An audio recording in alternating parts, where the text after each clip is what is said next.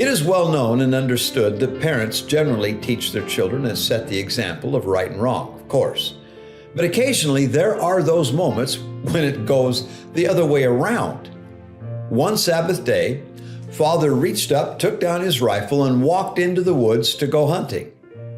He hadn't gone very far when he came upon his beloved daughter, only about 8 years of age, down on her knees, pouring out her heart to God.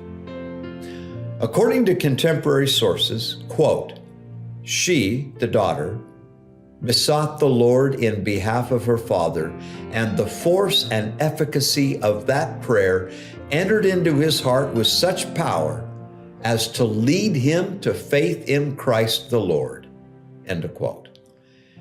It is said that her father's commitment to the Savior changed from that point forward as he, quote, listened to the wailing of her young heart in his behalf, end quote.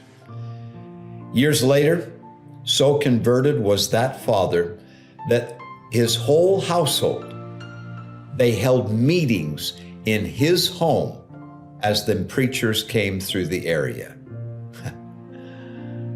That devout daughter, so filled with faith and mighty prayer, would influence others in years ahead to find and follow the Savior.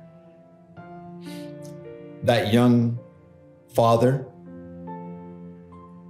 was named Isaac, and that beloved and faithful missionary daughter, Emma Hale Smith, the wife of Joseph Smith Jr., the prophet.